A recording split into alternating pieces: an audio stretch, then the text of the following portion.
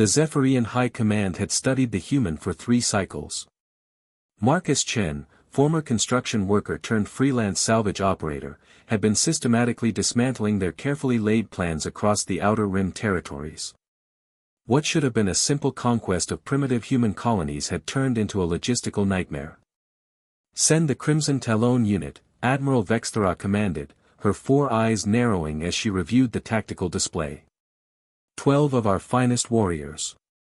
Enhanced reflexes, military-grade exosuits, plasma weaponry. This single human has embarrassed us long enough. The briefing room fell silent. The Crimson Talons were legend, an elite squad that had never failed a mission. They had toppled governments, assassinated rebel leaders, and crushed uprisings across 17 star systems.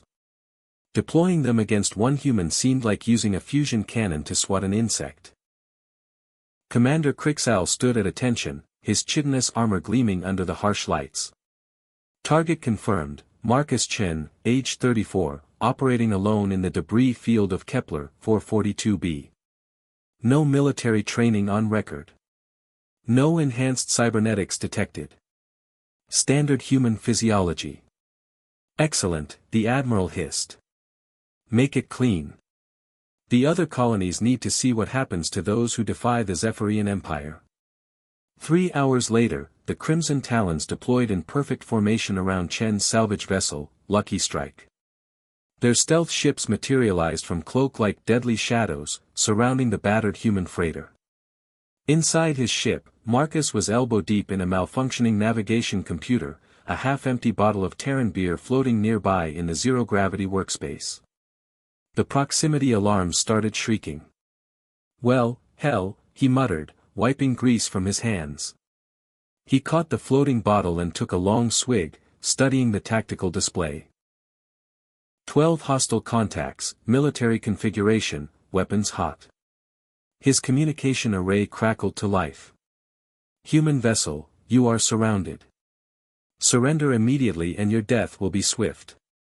Marcus looked at the bottle in his hand, then at the complex maze of salvaged ship components, jury-rigged explosives, and industrial equipment that filled the debris field around him. A slow grin spread across his weathered face. "Hold my beer," he said to his ship's AI, securing the bottle in a magnetic clamp. The Crimson Talons moved with practiced precision, their formation tightening like a noose. Commander Crixal felt confident, perhaps too confident. Humans were supposed to be weak, soft creatures who relied on crude technology and numbers to survive. The first indication something was wrong came when 3 of their ships suddenly registered massive electromagnetic interference. Their instruments went haywire as Marcus triggered a cascade of improvised EMP devices hidden throughout the debris field. "What?" Crixal started to say, then his ship lurched violently as a derelict freighter, rigged with explosive charges and remote thrusters, rammed into his port side. Marcus was already moving, his salvage suit's modest thrusters pushing him through the chaos he'd created. He'd spent months mapping every piece of debris, every hulk, every floating piece of metal in this field. To the Zephyrians, it was a maze. To him, it was home field advantage.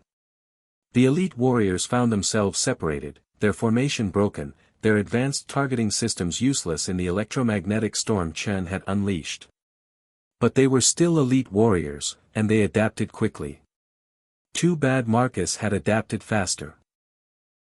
He came at them from angles they didn't expect, using debris as shields and weapons. A construction-grade plasma cutter became a close-range weapon that could slice through their armor. Industrial-strength magnetic clamps became traps that held their ships in place while he worked. One by one, the Crimson Talons fell, not to superior firepower or technology, but to the ingenuity of a human who had spent his life making broken things work and impossible things possible. When it was over, 11 Zephyrian warriors were dead, and Commander Crixal found himself trapped in his damaged ship, surrounded by the floating debris of his squad. Marcus's voice came over the communication channel, casual and unhurried. "Commander, you've got about 10 minutes of life support left. I suggest you call for pickup." "How?" Crixal's voice was barely a whisper.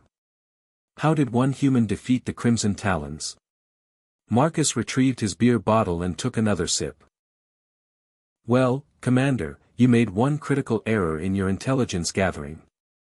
What error? You assumed I was just a construction worker. Marcus's chuckle was warm, almost friendly.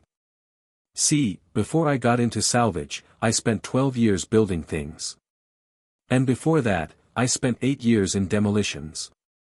He paused.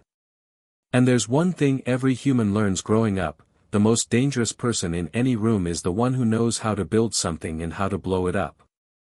The rescue ship that eventually retrieved Commander Crixal found him staring catatonically at the debris field, muttering the same phrase over and over: "Hold my beer, hold my beer." Admiral Vexthara's conquest of the Outer Rim was quietly shelved indefinitely.